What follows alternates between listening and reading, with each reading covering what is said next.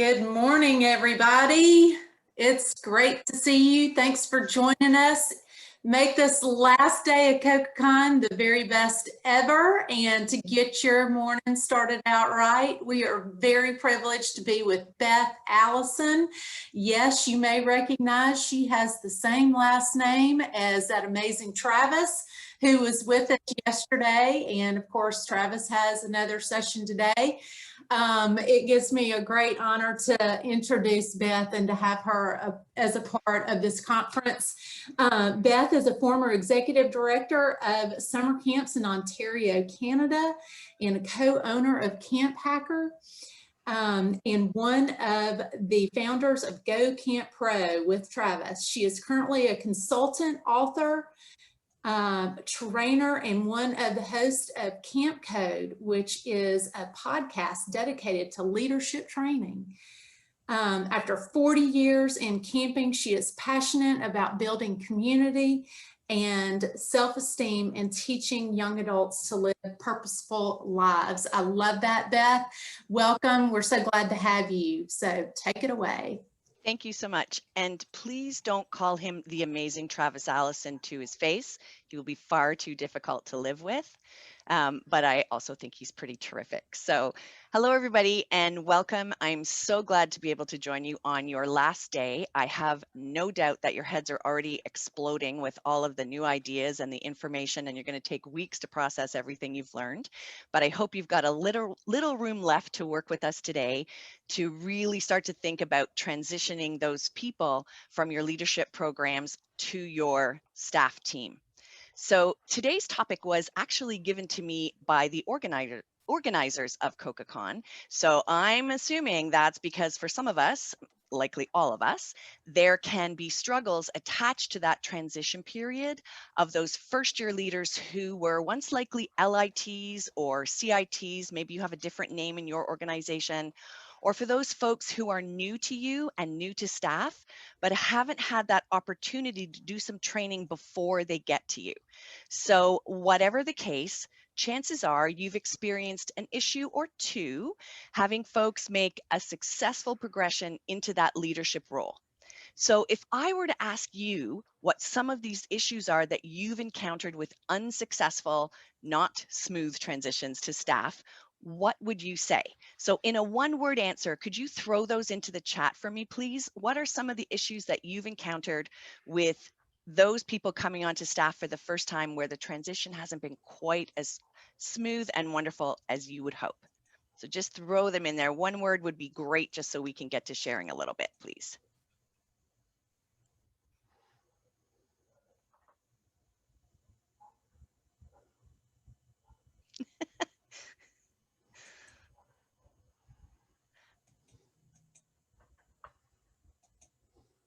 I am sensing a theme, definitely sensing a theme. And I think camperitis is a new word that's going to be added to my vocabulary for sure. Gotcha. Okay. Thanks, everybody. I think pretty much all along those same lines. So thank you so much for sharing those concerns and those struggles, big or small, that you've encountered. But before we jump in here, I'd like to have you answer a few poll questions that MJ is going to help me with. So for those of you who run a leader and training program, I'd love to know where you find those people. Do they come from your camper population, from your organization or your larger community, or do you have to look for them elsewhere and market for them? So as I await your answers, I'd love for you to be thinking about why this is where you get your LITs. Is this because it's the way it's always been done? Is it just easier this way? Should you be revisiting that answer? Taking time to reflect on the reason you do things is never a bad idea when you're beginning plans for a new season of camp. And there may be other ideas and answers out there that can reshape or tweak how you do things.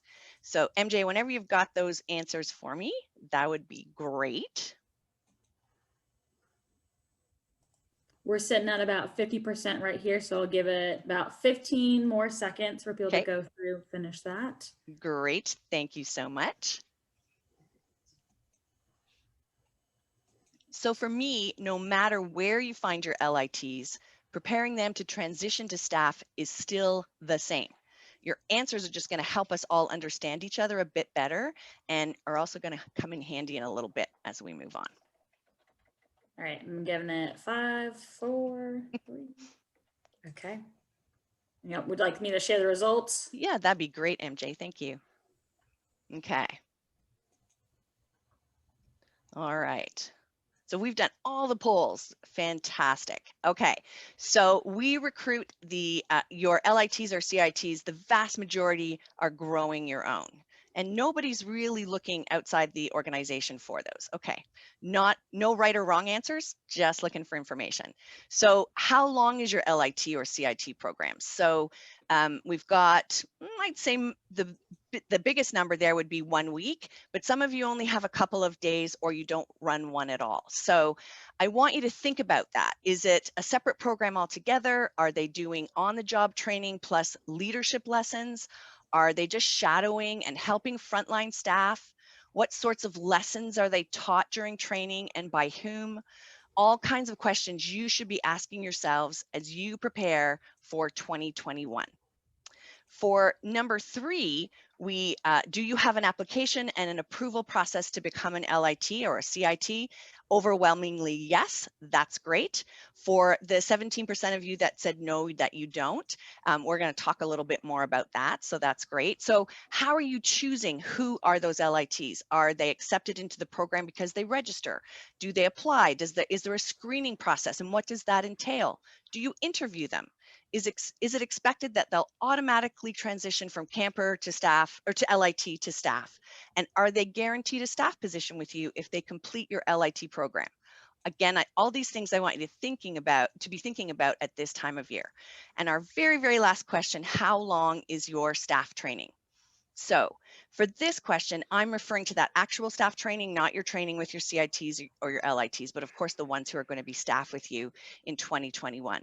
So I see that we've got, most of you have several days. Nobody has a week. A few of you have more than a week. That's amazing. What great time you've got.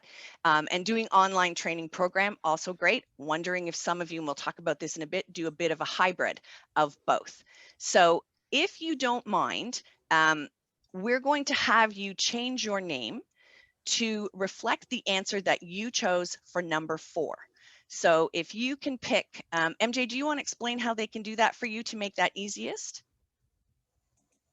Yeah, so if you go ahead and look at the chat as well, there's some typed out instructions, but basically the 3 dots, as I think most of you are familiar with, and go ahead and change that. And I believe I'll let you kind of explain, Beth, how you want them to do their numbering or lettering, but just changing our name. Okay, so if you want to number those answers that you see from 1 through 4, 1 through 5, and put the number first before your name. So if I chose number 2, the second one down, then I would be 2 Beth Allison. And that'll help MJ put us into breakout rooms in a little bit. If you have any questions, just throw those in the chat, but you're going to change the first thing of your name to correspond with what order you chose, okay? So thanks so much for that. So by seeing where you folks are at, it gives us all some insight into when and how we can get across the messages that we want to communicate to our future staff. So thanks for participating. And thanks so much to MJ for helping us share that information with each other and with that poll. So we're going to dive in here. So I'm just going to start my PowerPoint presentation and then we will get going.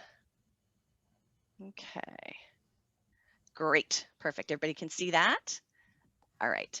So for me, before you begin to get the most from your staff, particularly those who are new to your staff team, you need to decide exactly what you are looking for. So you need to figure out what you want from your people, what you need from your people, and how you can support and train them so that that vision you have comes to fruition. One of the very best tools for designing any program, big or small, is to ask yourself these 3 questions. What do you want it to look like, sound like, feel like when it's over? And you need to be incredibly specific. So for our purposes today, And you might want to take little notes on this because you might need them when we go into our breakout rooms. But what do you want the very last day of staff training to look like, sound like, feel like? So those are the three things I would write down when it's over, right before your campers arrive. So perhaps you want it to look like they're a cohesive team, working together for a common goal. And I want you to dig down to get really specific. How would you know what this looks like? So if you took a snapshot of a few moments on the very last day of training, are they all focused on the one person speaking? Are they using great eye contact? Are they nodding along? Are they patting each other on the back? Are they, if you're doing virtual training, are they giving high fives or that sort of thing in the chat area? How are they maybe stopping to help out a colleague with a task? So I want you to get really specific. In those snapshot moments, maybe your hope is to hear some laughter or words of positive reinforcement or encouragement or answers to your questions that highlight camp's mission and their confidence and pride in being youth development professionals. Maybe you want them to feel like they're part of a family, part of a community that's doing something really special and providing an experience for kids like no other. Maybe you want a palpable excitement in the air for the campers to arrive so that the staff can really start to be true difference makers. Dig down. How would you know that this is how things are looking, sounding, and feeling?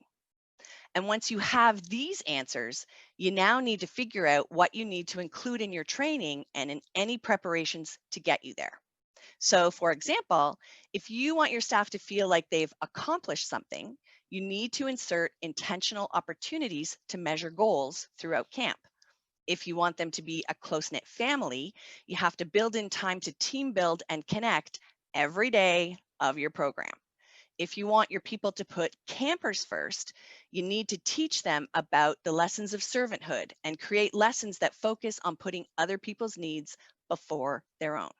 So you need to work backwards and reverse engineer it and then figure out all the little steps that need to go into creating the summer camp experience or the year-round program experience that you want. But before you get into all the little steps, you have to create that vision. And once you know what your vision is, you can put that up against your training time.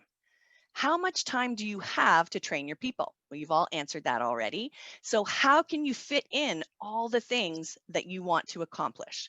Even if you're one of the, I think it was 11% who have more than a week of training, you likely can't fit it all in.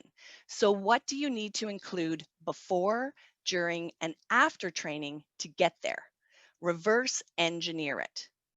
Begin at the end. And may I take a moment just to point out that the reverse engineering tool can be used in every single interaction at training and throughout your entire camp program. So for example, you can ask your staff to decide what they want an announcement or a skit or a campfire, an evening program to look like, sound like, feel like when it's over, and then ask them to reverse engineer it to put in all the little steps that they need to make it so. This kind of intentionality will take you further than ever before with your training.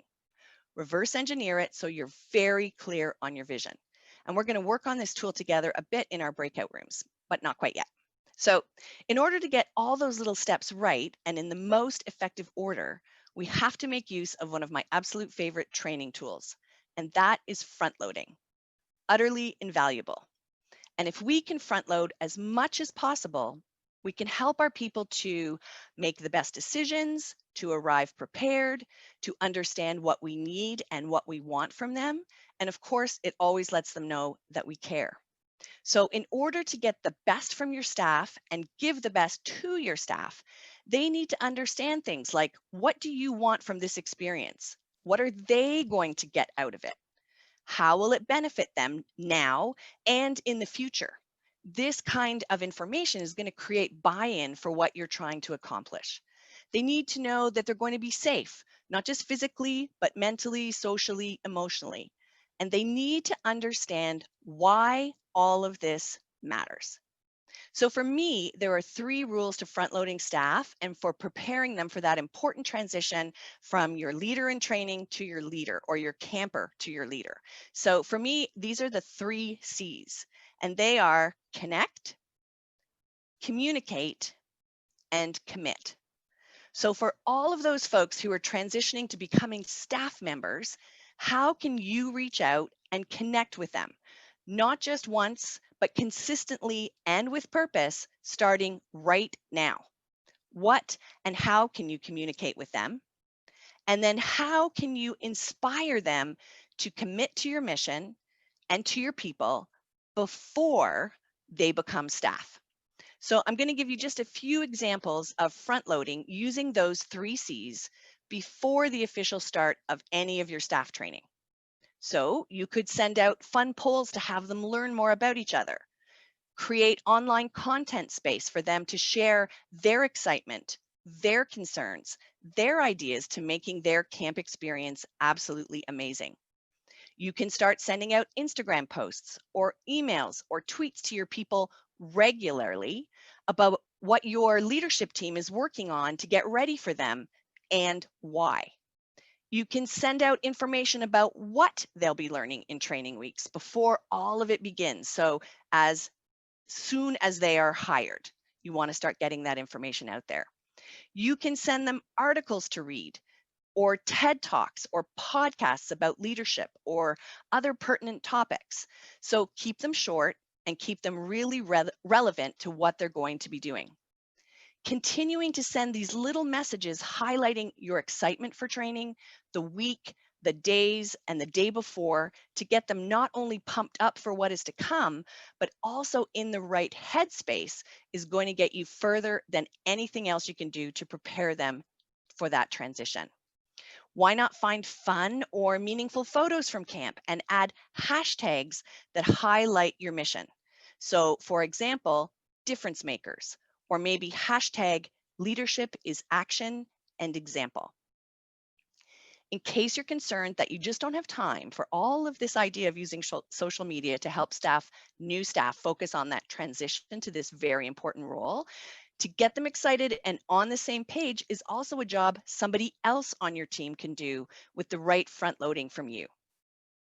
Young people want to feel a part of something important and bigger than themselves. So if we can begin the process of front loading the importance of their job with them as soon as they're hired, we can begin to lay that groundwork for an environment that offers for them opportunities to practice being thoughtful, reflective, caring, considerate adults who will make a positive difference at camp and in the outside world. We have certainly learned a lot about virtual instruction in these last 8 months, far more than any of us thought we would have to. So why not use Zoom as a tool to begin training long before new staff arrive at camp? Technology today offers us so many opportunities to connect with our people before they ever arrive on our site. So how can you use it to your advantage? I would suggest to you that you host several online trainings for your first years. And this is prior to, if you just do online training, this is before that too.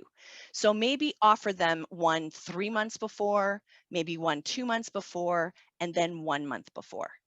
But choose those session topics that come from that reverse engineering exercise. And it'll also help you to develop sessions in the appropriate order for them. So make use of that chat function, breakout rooms, short videos, PowerPoint visuals, keep it engaging. And in my experience with this age group, never do any one thing for more than 15 minutes. And start to build not only leaders who truly understand their purpose, but also a strong community of folks who will have had positive shared experiences before camp even starts.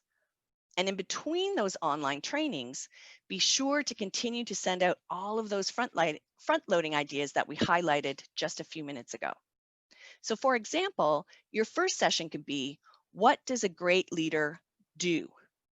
After you've done some really fun group bonding activities, and I know you did a bunch of them just before you came into my session, but ask your staff to picture the very best leader they have ever known, heard, or read about. Have each of them brainstorm their answers to that question. What does a great leader do? And ask them to be really specific. Now break them into small groups, have them share their answers with one another, and come back to you in 10 minutes with one accumulated list. And when you debrief the exercise with the entire group, keep digging down with their answers until you get to what great leaders do. So many young people, when you ask them that, they say things like they're good listeners, they care, they role model. Yes, but what do they do? How do we know that they are doing these things? It's a great way to get them into the mindset of a good leader. And it also helps them to see that these are skills that they can learn rather than just believing that great leaders are just born that way and that you either are one or you aren't. So give them that confidence that they too can learn those necessary skills to be a great leader. And then wrap up that first session by asking them why they think you asked them to participate in this in the first place, and give them some homework to do. Ask them to write down their why for working at camp and send it to you in the coming week. Why did they choose to participate in your program over all the other things that they could have chosen to do? Asking them to verbalize this is a really powerful exercise. So don't forget to get them excited for all of the things that they should be on the lookout for from you in the coming months that will hone those leadership skills. In one of your subsequent virtual trainings, you can ask them to do some reverse engineering of their own. So ask them to decide what they want camp to look like, sound like, feel like on the very last day. Put them into small groups and get them to share their thoughts with each other. Have them share their answers in the larger group and then send them back into those smaller groups to decide the steps that they'll need to take as a group to get there. So have each group share those answers with your larger group and put together all the similar answers until you have one really tight list. And be sure to record those answers so that you can plaster them everywhere for their arrival at camp as really great visual reminders. Take this time to encourage them to truly imagine what would be possible if we all worked together to be staff, and empower them with their hopes and dreams for their training, for that summer or the school year program, their dreams for their campers, and for themselves.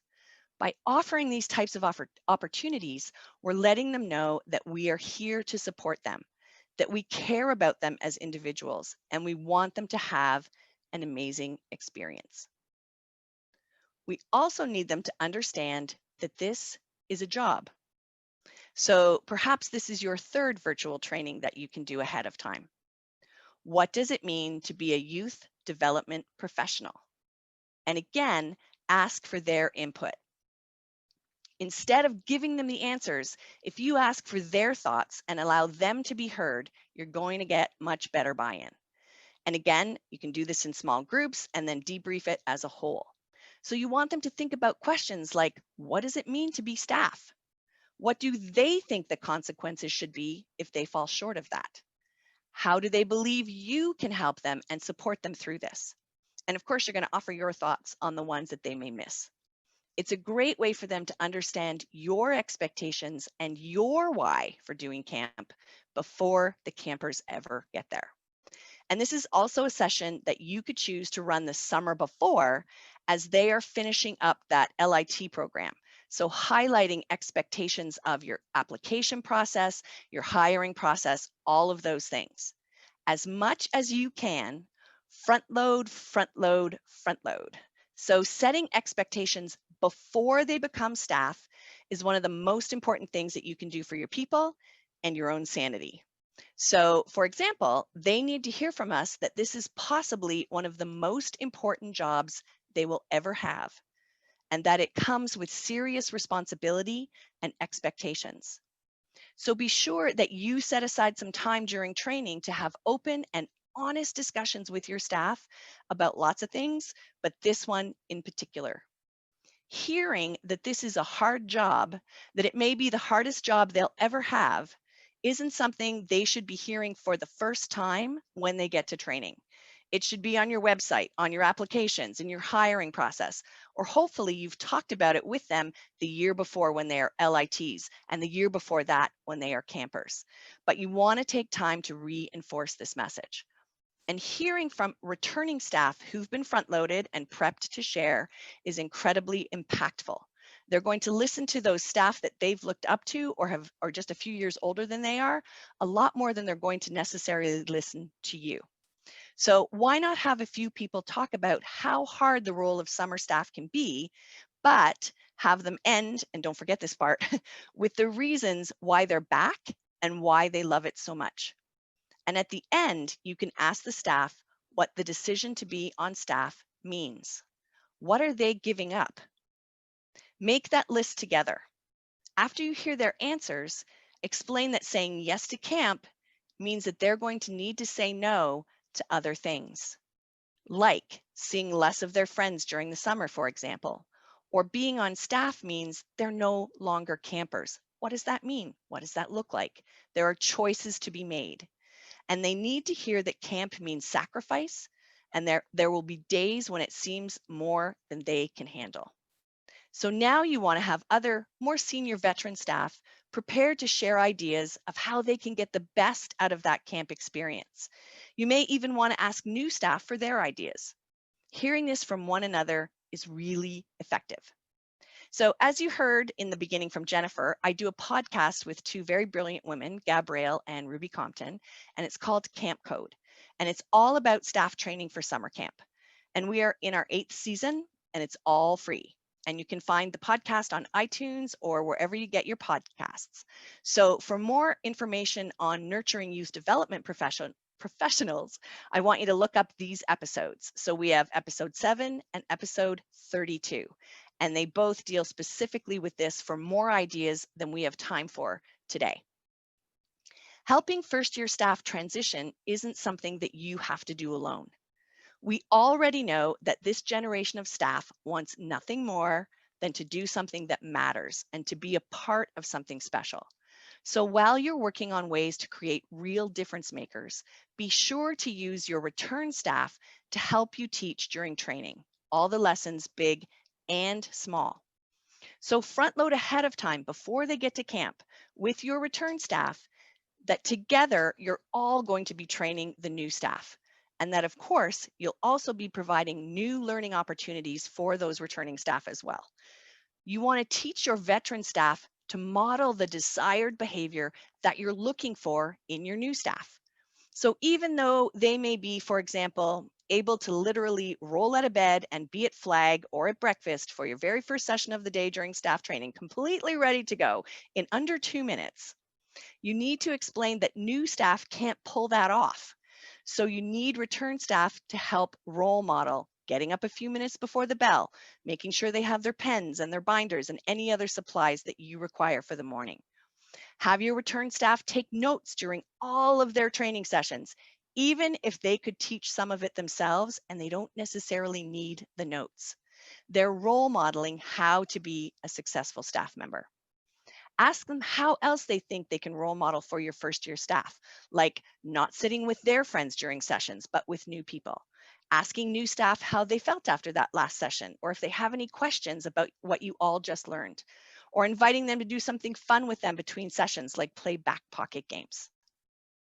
In order to make this transition as smooth as possible, your staff need to understand that this is not just a fun summer or part-time gig, but that they're making a real difference and that they are learning skills, which will not only help them to be successful in their summer employment, but will also help them as they move on from camp, as they graduate, as they find full-time work, or even become parents themselves.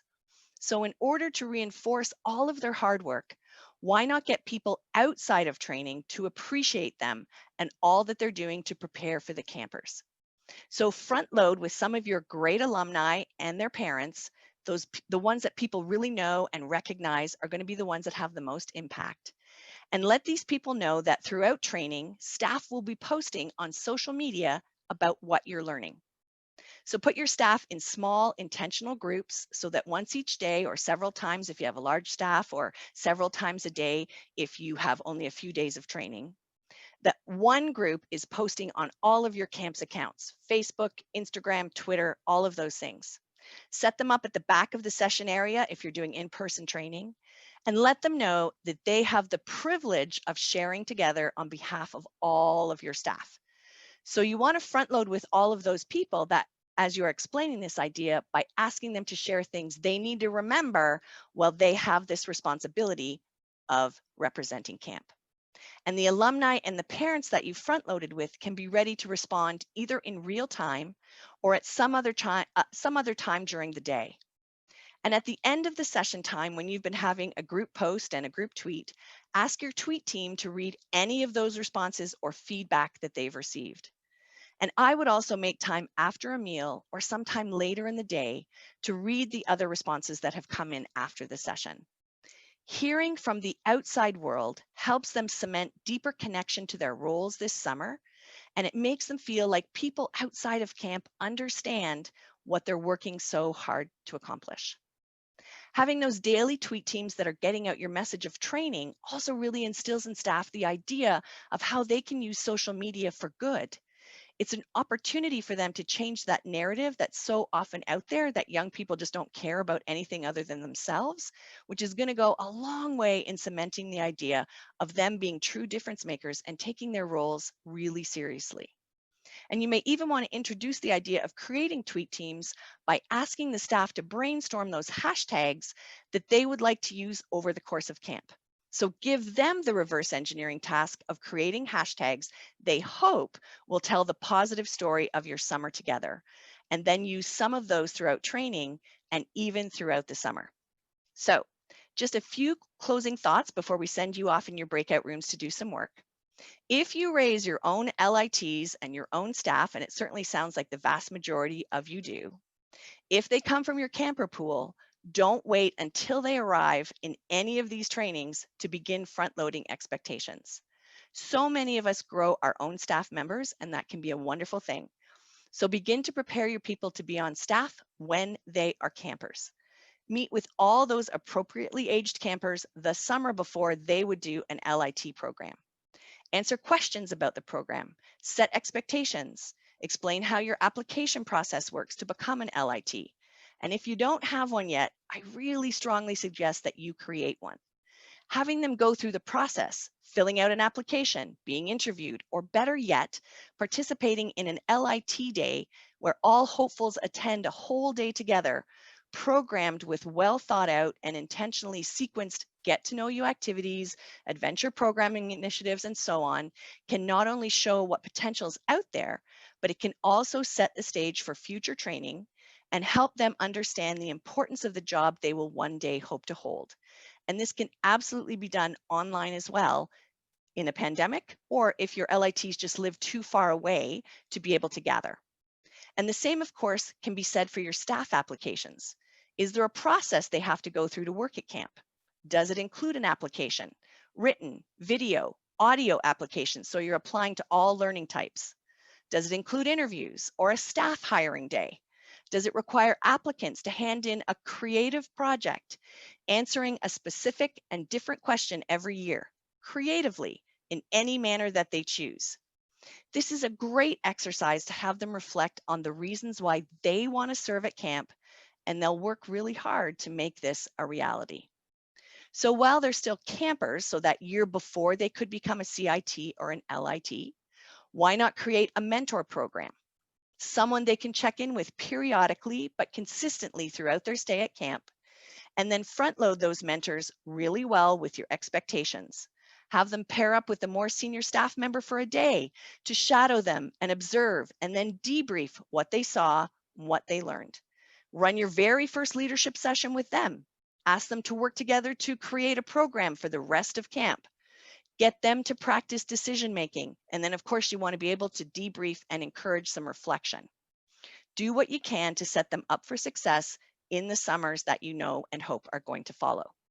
So if you have been seeing struggles with this transition to staff, now's the time to review and reflect on your CIT program.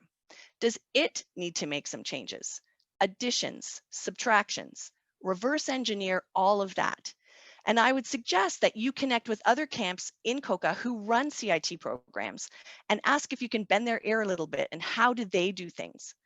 And finally, depending on the age of your LITs and your first year staff, I would strongly recommend that you front load with their grown-ups. If they have been parents of a camper, what changes can they expect when their child becomes an LIT, when their child becomes a staff member? Host a virtual evening with each of those groups separately and lay it out. Explain your expectations, the ways in which they can help you train the staff member and prepare them for their most successful summer. Like, for example, having the staff member call you themselves if they have a concern about training dates, or if they have an issue with camper during camp, and explain your reasoning. A staff member's grown-ups want to help them be successful, but they just may not know how. So answer all of their questions and help them to feel comfortable with their child's new role. Be very transparent with them about what is different in their communications with you now that their child is an LIT or a staff member. So quick review before we send you off to your groups. Reverse engineer your vision. Create clear steps to get there. Front load as much as humanly possible at every single stage. So be upfront and transparent with your expectations. And I would never be afraid to set them high, but take the time to share with your staff why you set your expectations high. And of course, we have to be consistent with consequences if expectations aren't met. So for example, we don't accept staff applications if they come in after the due date. Connect, communicate, and commit. You don't have to do this alone. Ask for the help of your parents, your alumni, your return staff to help you mold these amazing future leaders of the world. If you spend time now to decide what you want from your staff, figure out the necessary support systems that they're going to need to ensure that they feel supported, know who to go to when something goes wrong, when they have questions, when they need some guidance or a hug or a virtual hug, and start building that community before you hire them right now. As soon as your applications are due, you'll help them to see that they're valued and important, and you can start to inspire them to work hard to be real difference makers. So for more information on this topic, our Camp Code podcast has an episode designated specifically to training that transition from camper to staff. So lots more ideas than we had time for today, and that's episode 63. And again, you can find them anywhere you usually download your podcasts, and we're on iTunes for sure. We're going to be putting you into some breakout rooms now to do some homework. And when we return, I would like us to just briefly debrief your conversations as well as have a little bit of time for questions. So here's what I'd like you to work on in your breakout rooms. And you're going to have about 10 or 12 minutes. So it's only going to scratch the surface of what you're going to be doing. You're obviously going to each need to continue the work in the days and the weeks to come.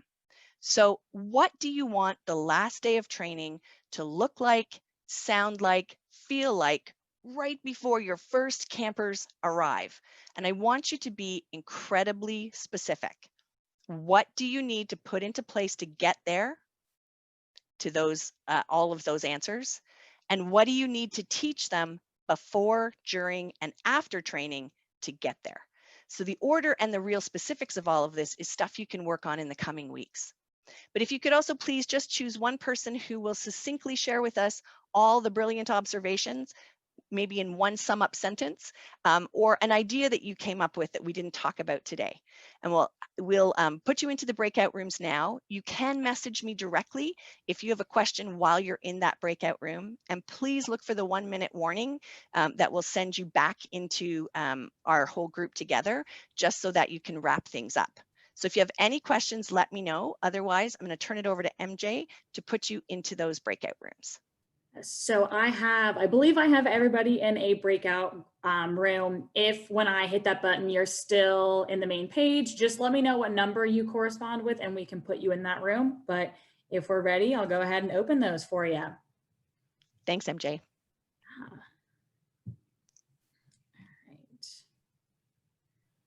All right. Wendy J, did you have an answer to how long is your staff training? Okay.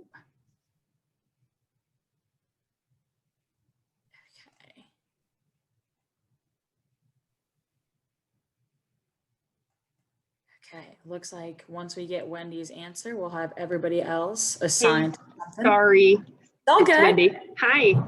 Hi, I was just wondering, how long is your staff training? Within less than one full day, several days, 1 week, more than a week, or online? Our staff training is 2 days in person right before camp starts. Okay, sounds good. I am going to put you into a breakout room now. Perfect. The hard part is, so I still have patients that I'm trying to see right now here at the hospital. So I actually probably in about 2 minutes, I have to step away. So I might not be able to be very engaging, but thank you guys. Okay, you seem very busy, so we're glad that you could join. Absolutely. Thanks, Wendy, for making the time. It's all good. Thanks, guys. Oh, okay. Should be good there. So now just you and I left. Okay. Now it's just us. Yeah. You want to close these around 12:50? Is what's sounding like on the math? Yeah, I mean, 12:50, 12:51 maybe, because Yeah. we just sort of put them in. So something like that, just so that when we come back, there's a bit of time for questions. Yes. Okay. Sounds good. Wow. Thank you so much for helping. I misunderstood, and I obviously wasn't clear, but at the beginning I was thinking they were 4 separate polls, not that they would all roll out in one. Oh, sorry. So, no, it's totally fine. That was my fault. And so I looked at it and I was like, I couldn't figure out why they were taking so long. And then it was like, oh, they're all there. Okay. So Ta-da, surprise. right. We made it work. Oh, definitely get that. It's That's- always more difficult, I find. I mean, I love the idea of being able to do virtual training when we can't be there in person. Like, thank goodness, if there's anything to thank about this pandemic, but that it happened in 2020 and not in 2000 or Yes. even 2010 or whatever, because we can still do it. But as a presenter, it's always difficult because you can't read the room. You can't read the room. And I was talking to Dawn about this earlier. It's also like when you're on the hosting side of it, you can't always see what your participants are seeing. And so I mean, everyone has been very understanding of the goof ups and whatnot, but yeah, I'm actually going to be at that Women in Camp Summit. And so, oh, that's so great. Yeah. And so I've been, listening to some of Ruby and Rachel, maybe, their speaker presentations, and they were like talking about reading the room, and it's like, I'm not sure how I'm gonna do that on Zoom, but so are you speaking, MJ? I am, yes. Nice. Yeah, I'm excited. Oh, that's fantastic. That's really, we're really grateful. I mean, the last 2 summits have been so successful and had such positive outcomes, and we were really worried about how we were going to translate all of that to virtual. But of course, knew back in May that we were going to have no choice. Not just because we didn't know about travel and pandemic and all of that come December, but also because so many of our people have been furloughed or, budgets cut for training and all that kind of stuff. So we just made the call back in May, let's just do this so that, and I think it also kind of helps out y'all as well creating it, which is, from May that you've got those 7 months to plan for virtual, as opposed to, us. I think we were kind of like this little domino effect. I mean, everyone went through it, which was in March, everyone said, well, what are you going to do for your camps? And that was more of like a 4-month period for some of us. And so kind of, I mean, as you know, is when do you make that decision? Because you can only plan for both at once for so long before someone's brain goes insane. Absolutely. And we were trying to do the same thing. And that was also one of the reasons we made the call, because we're just a group of volunteers, like many conferences, but 4 of the leadership team work for ACA Illinois, and their whole world fell apart with the pandemic and having to close all the camps and, do all of that kind of stuff. So they just didn't have the time through the summer to devote to any of it. Totally understandable. But it made things, more difficult to get as organized as we could have had we had 7 full months. So we made the decision early, but we didn't have 7 months of Very, getting ready. very valid. Yeah. But, you know, we're going to make it work. And our keynotes were great about saying, yes, we will do this Yeah. virtually. That's no problem. And Yeah. I'm excited for the 2 panels, showcases that we have, one on each day. Like we're going to hear from women from around the world on the first day, like Greece and Turkey and Oh, that's Mexico. awesome. And like there's a whole, like 6 or 7 countries. Mhm. And I don't know if you know Gwen Powell, but she's been in camping for I forever. recognize the name. Yeah, Yeah. she teaches at Clemson. Yes. And Okay. yeah, and she's going to host at that particular showcase. So they're going to teach us the lessons they learned about running during a pandemic. And then the next day is a Women of Color panel. So Smore Melanin is going to run that for us. So like I'm excited for those, plus all the breakout sessions and the development sessions and the community stuff at night. And I'm sure you Oh know, my because gosh, you've been yeah. doing this for the last 3 days yourself with all of this. It's, yeah, this is, I think, my this one will be my 3rd kind of conference online camping experience. And so it's been fun. It's, I was telling Jennifer earlier, I was like, you know, I know that I've had the luxury of doing this in my house, but I'm still like tired. Like it's Yes, it's still tiring to conference be energy. online all day. Yeah. Mhm. And a different kind of energy, I think, you know, like different kind to be focused and you know, staring at a screen and or interacting. It's a different kind of energy, but it's still an exhausting thing as if you were at a conference for 3 days. Oh yeah. But you get to sleep in your own bed, which is It's, sometimes helpful. it's nice. It's, you know, we've all kind of had our little communities where we're like, oh, like we wish we could go get dinner with you, and you Uh-huh. can in the virtual sense, but Yep. yeah, it's been good. But I think it's been also with the virtual so many more opportunities to have people who wouldn't be able to come. So like, Yes. you know, like Chris Fox last night, who was Zooming in at 10 p.m., which is personally past my bedtime. And Right. so, but he After was able to be there. I got off teaching last night at 9 p.m. my time, then we jumped on another call till about 11. So I was tired too by the end of the day. I'd been on Zoom since 2 in the afternoon till like 9 hours. So Oh gosh. it was long. But it's neat. A friend of ours, Dr. G, I don't know if you know of her, Deborah Gilboa, but she's also she's a family physician, but she's also a prominent speaker. Next week, she was telling us she's going to be in Vegas, I forget, Philadelphia, Iowa, and some other place in 4 days, which of course, if she were traveling, she would never have had the opportunity to do all of those, right? So she gets to do all of that and participate in these 4 different conferences by staying at home. I think so there are some things that we can be grateful for in all of this, right? And for example, the Women in Camp Summit, I doubt incredibly highly that any of those women from Greece and Turkey and Mexico, whatever, would have come to Chicago for a 2-day, 3-day summit. You know, like it would have just been far too expensive. And so we still get to hear from them and learn from them and get to know them, and that's really, really fun. That's awesome. Sure. I'm looking forward to that part too. I know. It's just, you know, talking with Ruby a little bit about it, and then just kind of glancing at some of the other speakers, like it should be really good. And I've working in COCA has been really cool, but also you know, just the more you know, female oriented activities, or not activities, but like, you know, that group is something that I'm looking forward to as well. And so now when you said you're speaking at the conference, I'm now making the connection because I've seen your name go through all the, like now that's MJ. Okay. That's me. Hi, that's me. That is so great because I'm not on the speaker task force this year, but I have seen all the submissions and got to weigh in, you know, give my vote. So I'm excited because yours looks so interesting and topical, and so I'm really excited for that. It's it's cool. And also now with the election kind of in its back, hopefully the back end of it, you know that changes. All of Canada is rooting for you. We're rooting for us. Yes. But yeah, so it should be really cool. And it was actually, like I said, you know, Ruby and Ian, my coworker, have been very helpful in you know, navigating that. And now I'm on my little speaker classes, so it's been fun. Oh, that's great. Very, Yeah, we're very so thankful. excited for it. And we had 72 submissions, I think, for Wow. our sessions this year, which also we've never had that many. But again, Mhm. it's because it's virtual, and oftentimes a summit for women is not placed as a priority in a camp's budget.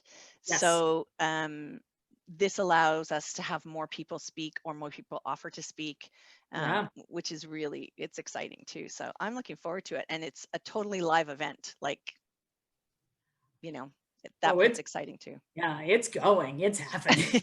Looked at that schedule and I was like, I can't wait for those coffee times already. And I'm gonna go ahead and yeah, broadcast a 1-minute warning. yeah, please, that would be great. All right. They yes, we've overscheduled you on purpose, so that people can pick and choose, and we really don't want anyone to come to everything. Like we Mhm. think you'll die. Like I like that little comment where it's like you have to eat and go to the bathroom and stuff. pee and It's stuff. Yep. Yep. So when Gabrielle and I were writing that for the website, like I said, you have to pee and stuff. And she's like, oh, I'm definitely putting that in there. And then we just Absolutely. kind of kept moving it around. But I think by that point we were a little punchy. So I'm glad you took it as as a good one and not just inappropriate. No, with all this stuff, I swear, like, I was just like, I'm on like an adjusted meal schedule where which is fine. That's how Yeah. conference works. I remember eating a pizza in one of my sessions last year, how it is. Yeah. But definitely I'm that person where I'm like, okay, sweet, just finished. I gotta run to the bathroom before anything else gets accomplished. Exactly. So, all right, well, I'm gonna go ahead and close these rooms and bring them all back. Okay, perfect. Thank you. All right, and they've got automatic boot in about How many 40 groups were seconds. there, MJ? We ended up having 1, 2, 3, 4, 5. We ended up having 5 groups. Okay, just so I know. 3 of them were 2s. Totally fine. So, yes. All right. Welcome back. Go ahead and close that. Here y'all come. Hello, everybody. Welcome back. I'm sorry you had such little time to really dive into these conversations, but I hope that you got to have some good discussion, some good starts to dreaming, all those sorts of things.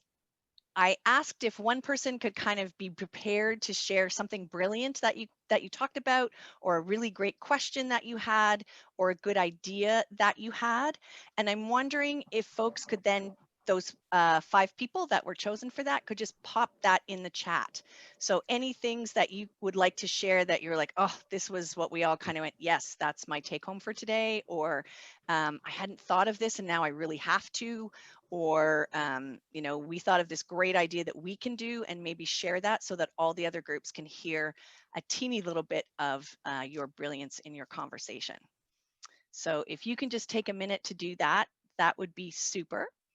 And for those of you who are not writing into the chat, if you have any questions percolating, get them ready, because we'll open this up in a second for questions or observations or great ideas that you would like to share with this whole group, or things we didn't cover yet and you'd really like some discussion on.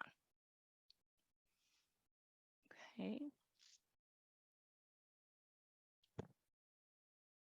So while we're waiting, because it does take a bit for people to write in, why don't we start those questions now? So we'll come back to the chat in a second once we have all those answers in.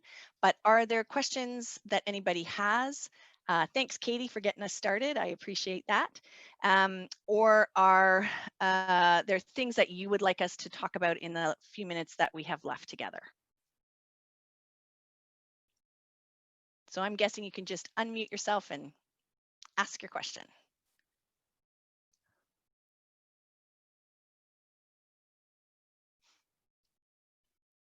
Thanks, Sarah, for putting that in the chat.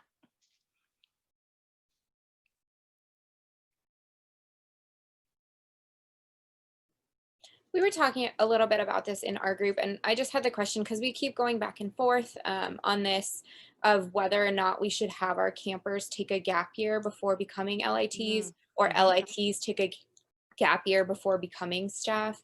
We're a relatively small camp, And so there were just differing philosophies of camp. This is very important to them. They're part of camp. We never want to tell somebody that they can't come to camp, but we are finding that sometimes our teens just can't get out of that camper mindset. And then we're finding that some of those, then we just almost lose them after that because they can't handle the role. And so I don't know how you feel about a gap year. Right now, campers can go up until 17. Our LITs can be 17 and 18. So right now, campers can choose to do a 17th year camp in their 17th year, or become an LIT. Most of them choose to stay a camper as long as they can. And then our counselors start at 19. And that's just the model we've always had, but we're trying to look into either changing it up or doing something different, just based on, because we've gone to COCA the last couple years and we just keep getting ideas. And so I'm just curious what you think of a gap year. So my first question to you is, why do most of them choose to stay a camper instead of become an LIT? Do you think? I mean, you don't really necessarily know, but I think it's part encouragement from staff, I think, like just to stay in the camper role as long as they can, to just be able to enjoy it. I mean, when they're campers, it does become all about them. So when we're staff, we kind of try and take the focus off of us and put it onto our campers. And so that's one of the main reasons. Obviously, it has less of the responsibility, but we are trying to do a teen junior camper matchup so that they are kind of having some responsibility or some mentorship as campers. But that's probably the biggest reason. Okay. So, and I don't know enough about your program to really give you a full answer, Raquel, but I would think that for me, it sounds like being a camper is the be all and the end all. So why would they want to transition? It seems sort of where everyone's thoughts are. And I'm saying, yes, you should put everything into your campers. Please don't get me wrong there. But I would think about whether or not allowing them to choose in a year to become a camper or become an LIT is your best way to go, or whether 17 is your last year as camper, 18 you must be an LIT, or perhaps not return to camp, but having that break allows your campers to enjoy that 17th year and to really look forward to becoming a CIT, and to put some really intentional effort in the coming year as to the excitement of becoming a CIT, that yes, things are changing, but what are all the benefits and the advantages and all the good they get to do when they are a CIT? It's kind of, for me, like the word adulting. So I personally have a big issue with that word, only because I see it as us saying to young people, adulting, as we know the word to mean, is all the hard stuff, all the mundane stuff, none of the great stuff. And so when we say, oh, I have to adult tonight, or I adulted today, it isn't about all the great fun things that you get to do when you are an adult. So I think if we can get you to focus on 17 this is the end of your year as a camper, and 18 is when we offer the CIT LIT program. But here are all the great, amazing benefits of becoming a CIT. So we're not focusing on you anymore as a camper, but now we're focusing on you as a leader, as someone who's growing, and all those things that you get out of that particular program. I think that would be a really key thing to do. And a gap year, I don't have any problem with, and I think it's really healthy, but I would personally, and this is just me personally, I'd put it after they've been on staff a couple of years rather than between camper and LIT. Because in that, if you don't get them excited to become the LIT, get them to that point, you're going to lose a lot of them. And they'll find other things to do, other summer jobs that they get involved in, that kind of thing. And so we would have, after staff were with us for 1 or 2 years, we would encourage them to go work at another camp for a year and then come back to us. And we would set that up with other camps, like make arrangements where, hey, I've got a staff member. Do you have a staff member? We could do a trade, that kind of thing. But I think if you want to really impress upon them the importance and the value of being a CIT and then becoming a staff member, you need to make it this thing that they want to come to, that they can't wait to be a part of, that there are things they get to do as a CIT they never got to do as a camper, that there are things they get to do on staff that they never got to do as a CIT. So there are those graduated roles. Yes, that comes with more responsibility, but I think kind of doing it that way is how I would present it. I hope that answers your question. MJ, I don't know if we are allowed to go over. I'm happy to stay. I also don't want to make people stay. I want to encourage people to have a look at those answers that were written in the chat because they're really smart. And so I love the ideas that you have got started. But I'm also happy to answer more questions if people want to stay or if this room is still available. I just don't know the answer to that question. So room is available. We've got about 5 minutes or so if you want to wrap it up. But if people do need to get on with things going on, totally understood. That's how virtual works. But yeah, we can keep it open for a few more minutes if there's questions or to kind of go back to those answers from the groups. Okay. Before you go, that's just me. If you need anything else from me, and that, again, podcast is Camp Code. 8 seasons, so every season or every episode has a write-up so you can see what might work for you and what might not. But we talk all about staff training for summer camp. And if you have questions or topics you'd like us to discuss, we also take those as well so that we can kind of dive into them. But are there any other questions or things that people want to share before we jump out?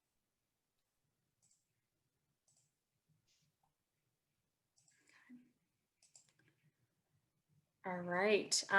Anyone can interrupt me if they do end up having one, but I just want to thank Beth Allison for joining us today. You and Travis have been such a great benefit to having a virtual camp or conference. So we're so glad you could join us here. Thank you. In all of our locations across the map.